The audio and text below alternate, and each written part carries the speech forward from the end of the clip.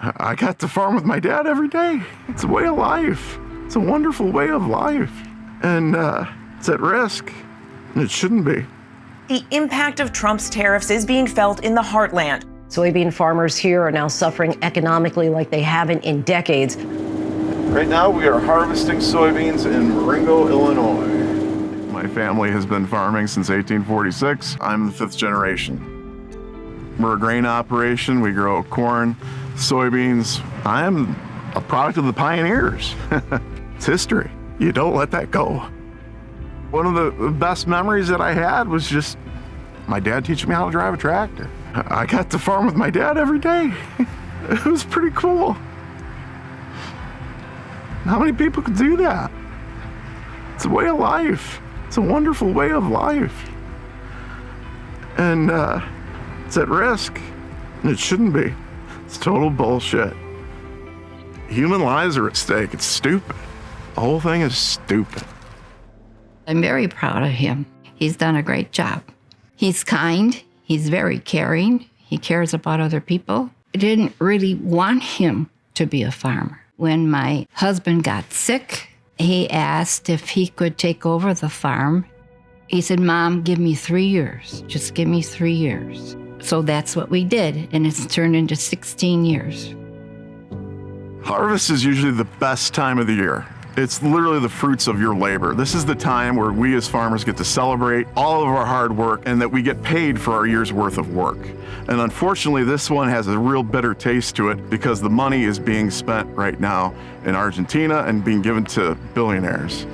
Farming is hard enough as it is, dealing with Mother Nature, but this year especially is very challenging because of the tariffs that have been put upon us. Our cost of production has increased and our markets have dropped dramatically. And this is really putting a major strain on all farmers right now. If anybody who's not a farmer and they say, well, what do I care about what's happening with farmers? What does that matter? Well, in Illinois, 20% of all jobs revolve around agriculture.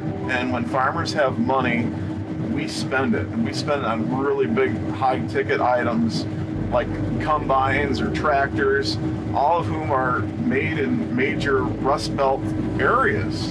And those are really high-paying, good jobs, and that trickles down to the waitresses who get better tips, to our schools because people have more income, the schools get better funded. And right now, we're just in a major holding pattern because we have no income. The American people are hurting right now.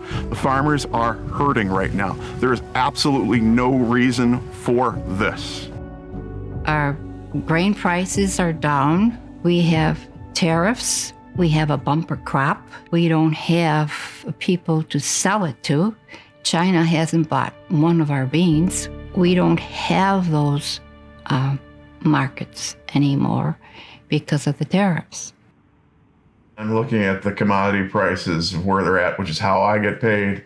I'm having a real difficult time trying to give a positive outlook for 2026. When President Obama was in office, we had a wonderful jolt of energy because we had an administration that said, we're going to have advanced biofuels power our country. And then Trump got in there and decided to have his trade wars again and everything else and to roll back all those environmental protections, and the ag economy started to tank.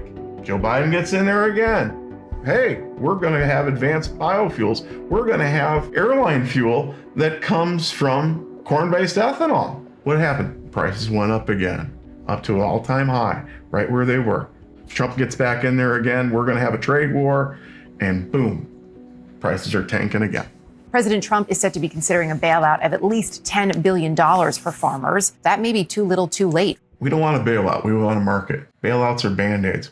We aren't even made whole off of this. That's money that should be going towards senior citizens. That's money that should be going for the Affordable Care Act. That's money that should just be going to regular tax cuts for normal Americans and not billionaires. What he is doing is destroying our markets. And when those markets disappear, we're not going to get them back. We need to have a new policy. We need to have an ag policy that works for farmers again. And we know what works. We have to be able to make a living doing this. The years that we do the best are when our products are in demand. And our products, overwhelmingly for the history of this country, are in demand when we have a strong export market. And we have to keep those markets alive. We have to do that. And this administration isn't doing that. People came to this country for opportunity. Opportunity equal land. And we're giving that up. And it's wrong. It's absolutely wrong. Part of the reason why the greatness of this nation is because we take care of people, and there's values of the family farm that need to be upheld. And it's good for America.